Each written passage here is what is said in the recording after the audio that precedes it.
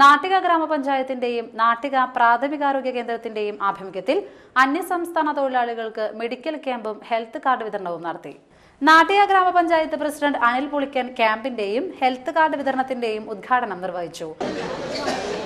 നമ്മുടെ നാട്ടിലേക്ക് വന്നിട്ടുള്ള അന്യസംസ്ഥാന തൊഴിലാളികളെ യഥാർത്ഥത്തിൽ സംരക്ഷിക്കേണ്ട ബാധ്യത പ്രാദേശിക ഭരണകൂടങ്ങൾക്കുണ്ട് എന്ന കാഴ്ചപ്പാടിൻ്റെ അടിസ്ഥാനത്തിലാണ് ഇന്ന് അന്യസംസ്ഥാന തൊഴിലാളികൾക്ക് അവർക്ക് രജിസ്ട്രേഷൻ ഉൾപ്പെടെ മനുഷ്യ സഹജമായ സാംക്രമിക രോഗങ്ങളുടെ പരിശോധന ഉൾപ്പെടെ അതുപോലെ തന്നെ അവർക്ക് ഐഡൻറ്റി കാർഡും കൊടുക്കുന്ന തരത്തിൽ നാട്ടിക ഗ്രാമപഞ്ചായത്ത് സമഗ്രമായ അന്യസംസ്ഥാന തൊഴിലാളികളുടെ ആരോഗ്യ പരിപാലന രംഗത്ത് ശ്രദ്ധ കേന്ദ്രീകരിക്കുന്നതിൻ്റെ ഭാഗമായിട്ടാണ് ഇന്ന് ഇത്തരത്തിലുള്ള ഒരു മെഡിക്കൽ ക്യാമ്പ് സംഘടിപ്പിച്ച് ഇത്തരത്തിലൊരു പരിപാടി ഒരുക്കിയിട്ടുള്ളത്.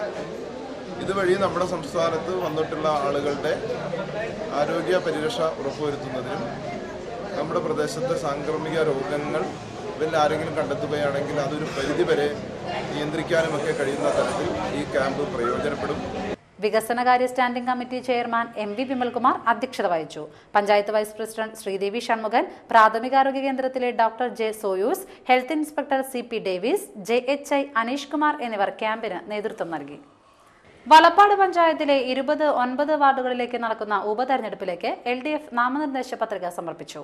20-ാം വാർഡിൽ CPIM-ന്റെ KR സതീശനാണ് സ്ഥാനാർത്ഥി. 9-ാം വാർഡിൽ LDF സ്വതന്ത്രനായി സുധീർ പട്ടാലിയുമാണ് മത്സരിക്കുന്നത്. LDF പ്രവർത്തകർ പ്രകടനമായെത്തിയാണ് നാമനിർദ്ദേശ പത്രിക സമർപ്പിച്ചത്. CPM ജില്ലാ കമ്മിറ്റി അംഗം KV Peethambaran, PR Karappan, IK Vishnudas, MA Haris Babu, CK Kuttan master എന്നിവർ സന്നിഹിതരായിരുന്നു. ജനുവരി 28-നാണ് ഉപതിരഞ്ഞെടുപ്പ് നടക്കുന്നത്. കാട്ടൂർ അൽബാബ് സെൻട്രൽ സ്കൂൾ 10ാം വാർഷികാഘോഷം Guruvayur police commissioner RK Jayaraj ഉദ്ഘാടനം ചെയ്തു. ഞാൻ ഇന്ന് രാവിലെ ഗുരുവായൂരിൽ നിന്ന് കാട്ടൂരിലേക്ക് വരുമ്പോൾ ഞാൻ പങ്കെടുക്കുന്നത് ഒരു വിദ്യാലയ അന്തരീക്ഷത്തിലുള്ള ഒരു ചടങ്ങാണെന്ന് അറിഞ്ഞുകൊണ്ട് തന്നെ അപ്പോൾ ഏതൊരു സിനിമയിൽ ചോദിക്കുന്നത് പോലെ പോലീസുകാർക്ക് ഇവിടെ എന്താ കാര്യം എന്ന രീതിയിൽ ചിലപ്പോൾ ആരെങ്കിലും ചിന്തിക്കുന്നില്ല. ഉത്തരം എത്രയേ ഉള്ളൂ. 2 കാരണങ്ങളാണ്. ഒന്ന്, ഞങ്ങൾ പോലീസ് ഉദ്യോഗസ്ഥർ എപ്പോഴും ഇടപഴകുന്നത് ഒരു നെഗറ്റീവ് എനർജി ഉണ്ടാക്കുന്ന ക്രിമിനൽസിനോട്, അങ്ങനെയുള്ള കോടതി, സാക്ഷികൾ, പ്രതികൾ, ഇങ്ങനെയായിട്ട് ബന്ധപ്പെട്ട ഒരു ഗ്രൂപ്പ് ആളുകളായിട്ടാണ്. പിന്നെ കുറച്ച് പൊതുപ്രവർത്തകർ. അപ്പൊ കുറെ കൂടി പോസിറ്റീവ് എനർജിയുള്ള ഒരിടം, കലാലയ വിദ്യാലയ അന്തരീക്ഷം, അവിടെ ചിലവഴിക്കുന്ന ആ നിമിഷങ്ങൾ അത് എന്നിലൊരു പോസിറ്റീവ് എനർജി ഉണ്ടാക്കുമെന്നൊരു വിശ്വാസം തിരിച്ചറിയും. രണ്ടാമത്, ഞാൻ ഈ മേഖലയിൽ നിന്ന് പോലീസിലെ ഉദ്യോഗസ്ഥർ വരുന്നതിന് മുമ്പ് ഞാൻ ഈ ടീച്ചിങ് ഫീൽഡിൽ ഉണ്ടായിരുന്ന ഒരാളാണ്. എൻ്റെ വീട് ഇരിങ്ങാലക്കുടയ്ക്കടുത്താണ്. എൻ്റെ ഇരിങ്ങാലക്കുടയ്ക്കടുത്ത് അധികമൊന്നും അറിയാത്ത ഒരു ചെറിയൊരു ഗ്രാമം, പട്ടനല്ലൂരിലാണ് എൻ്റെ വീട്. ഞാൻ പഠിച്ചത് ഇരിങ്ങാലക്കുട ഹൈസ്കൂൾ കോളേജിലാണ്. ഞാൻ ഇരിങ്ങാലക്കുടയിൽ നിന്ന് 2 സമാന്തര വിദ്യാഭ്യാസത്തിൽ പോലീസ് കോളേജിലും നേരത്തെ ഉണ്ടായിരുന്നത് കേംബ്രിഡ്ജ് കോളേജിലും ഇംഗ്ലീഷ് അധ്യാപകനായിരുന്നു. അപ്പോൾ വീണ്ടും ആ നൊസ്റ്റാൾജിയ ചെയ്യാം, ആ നല്ല ഓർമ്മകൾ ഒന്ന് റിവൈൻഡ് ചെയ്യുന്നത് കൂടിയാണ്. ഇന്ന് ശബരിമല സീസണാണ്. നിങ്ങൾക്കറിയാം, ഗുരുവായൂർ ഒരുപാട് തിരക്കുള്ള ദിവസമാണ്. Albab charitable education trust chairman PK Bavatharami അധ്യക്ഷത വഹിച്ചു. മുൻ PSC അംഗം പ്രൊഫസർ KU അരുണൻ മുഖ്യാതിഥിയായിരുന്നു. മികച്ച വിജയം നേടിയ വിദ്യാർത്ഥികൾക്ക് Kattoor KSEB assistant engineer P Jayachandran ഉപഹാരങ്ങൾ നൽകി. Trust secretary Musthafa Saqafi, principal Sunnichan Mathew, Abdullakutty Haji എന്നിവർ സംസാരിച്ചു. തുടർന്ന് വിദ്യാർത്ഥികളുടെ വിവിധ കലാപരിപാടികളും അരങ്ങേറി.